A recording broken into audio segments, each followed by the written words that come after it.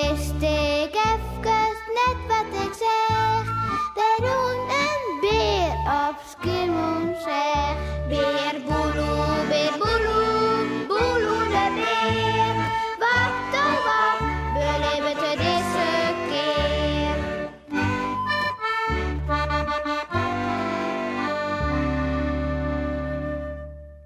Jonge poeskes. Wat weer dat leuk, hè? Die lietse poeskes van Jannie. En doet Beer Boeloe zijn hoes bracht hier, slipten ze maar haar aan in een lekkere stoel van Beer Boeloe. Ja, in mijn lekkere stoel. De stoel dat ik ons altijd in zit. En daarom zit ik hier nou op een krukje. Beer Boeloe is het er net helemaal mee eens, leuk. Nee, ik ben het er net helemaal mee eens. Wat zeg ik? Ik ben er zelfs helemaal net mee eens.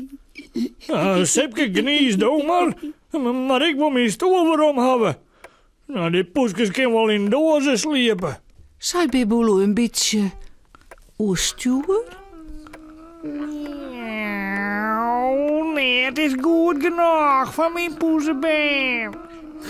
Maar die skam je zijn gemeente doen. Vindt Jannie? Ja, daar haast het al. Nou, dit kan nog wat worden als de poeskes aangrutter worden. Denkt Sipke loet op. Miauw, ik blauw je lezen. Mij de been. Beer Boeloe en Sipke gaan maar even naar Omke Willem. Aha, jongens.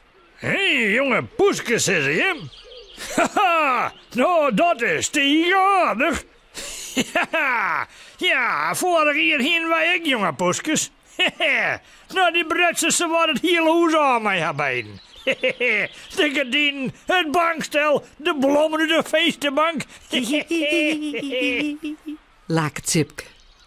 Maar Beer Boeloe laak het nou als een boer met pienemoelen. Het hele huis. Mij hebben. Je weet, jongen. De gardien? Ja, en het bankstel. Vanzelfs. Aardig.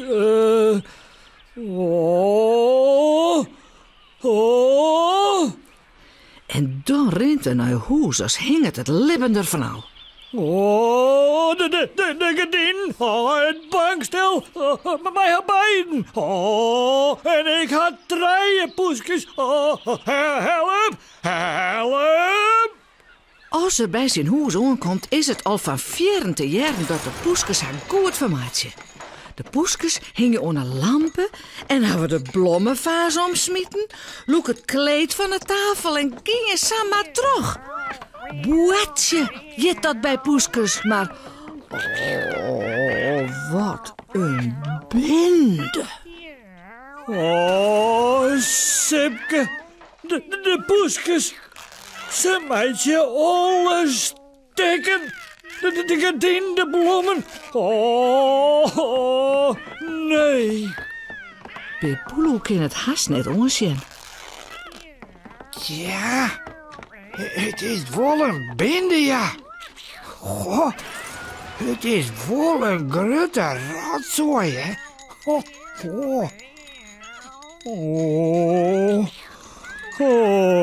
nee.